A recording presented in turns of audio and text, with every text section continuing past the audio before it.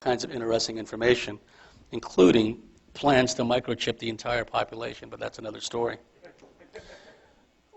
What this guy experienced from prolonged crank use was that, and he was an extremely sharp individual. I listened to the audio tape of Barbara's interview with him. What he described is it got to the point where his paranoia was such that the ETs and the reptilians no longer bothered to conceal themselves.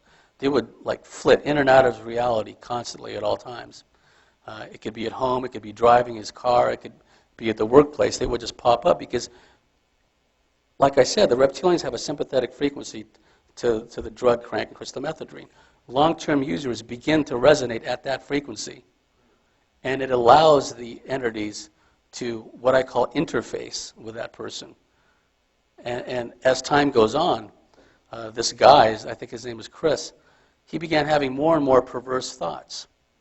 It got to the point where the moment he got home from work in the Silicon Valley job, he would get right online onto the computer and start going to the child pornography sites.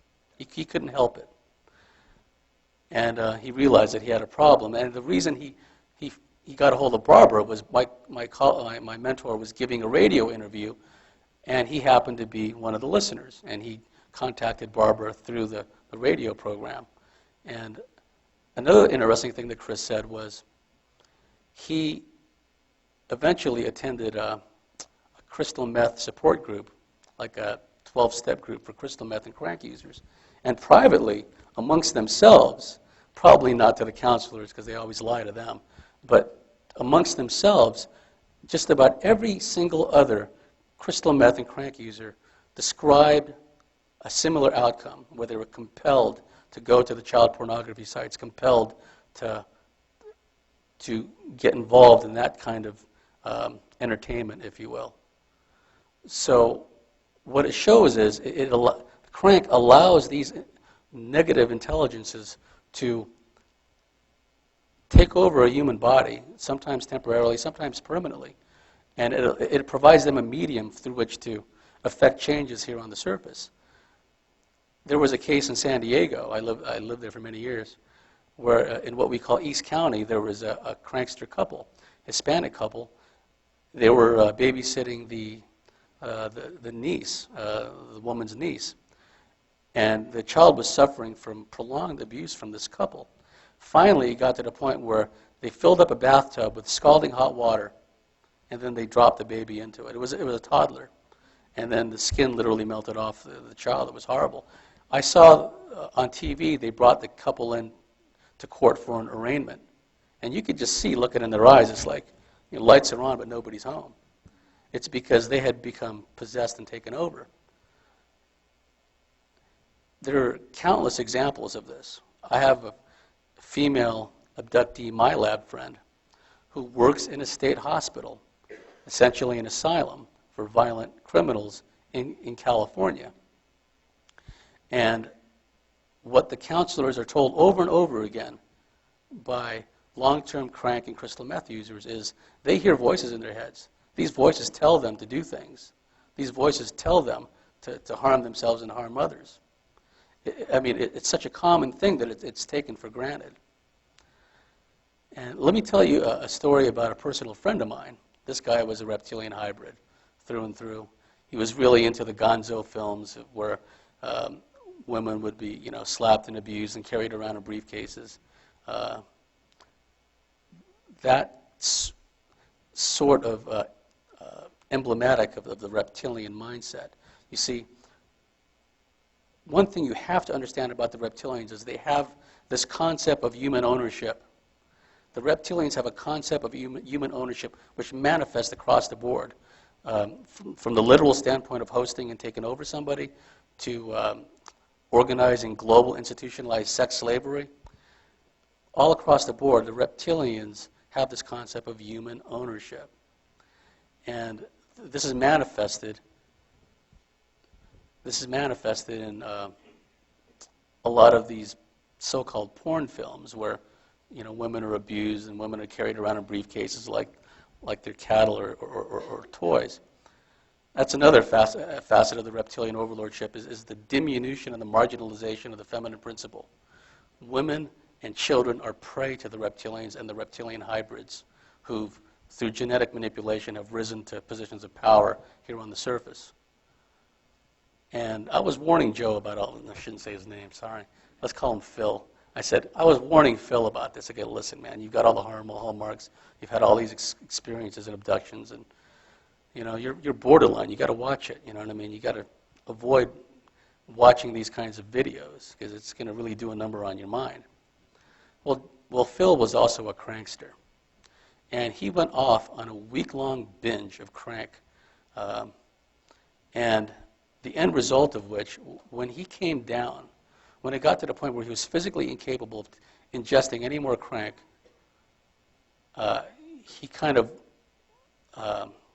was in the process of coming down in a completely paranoid, delusional state of mind, during which he told me that he left his body, he shot up into the sky, he came down in a place that he believed to be somewhere in Los Angeles.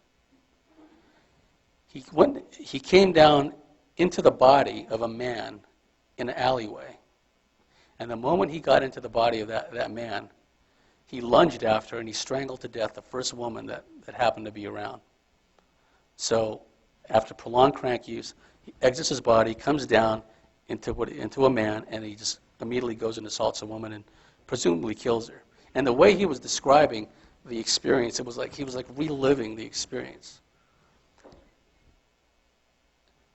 Some of these guys that are reptilian hybrids that have this this aspect of dominance over females and sadomasochism and dominance and submission.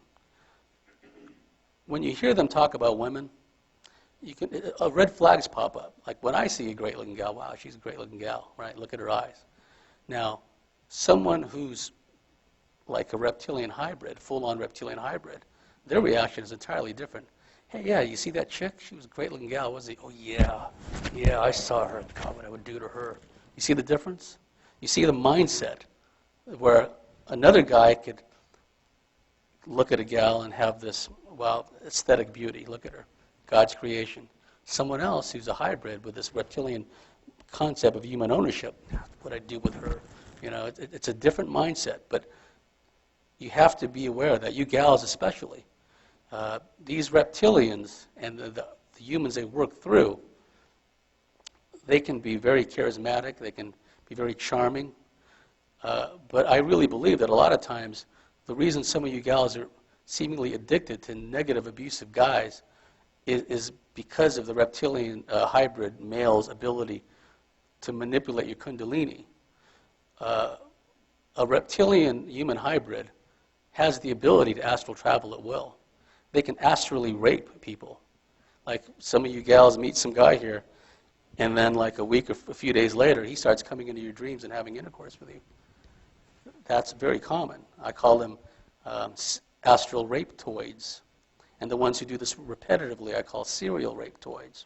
It is an innate capability that reptilian human hybrids have. Not all of them, some of them. Because some of them are literally coached and taught how to do this by their reptilian familiars. They can see into these other dimensions. And I mean, you would see nobody around them, but they can see reptilians around them. And they will teach these hybrids to do these things. So a lot of times you gals, if you get like involved with a really negative, abusive guy, chances are he's probably one of these reptilian human hybrids. A reptilian human hybrid has the ability to stimulate a woman from across the table or across the room. He has the ability, and the woman will just think, wow, chemistry, things are really flowing between us. It's like that's an ability, a latent ability that person has. So just be aware of it. They're everywhere. I'm here to tell you. Some of the byproducts that female abductees have. How much time do I got left? Half an hour? Okay. I'll really give you the hardcore stuff now. I'm just getting warmed up.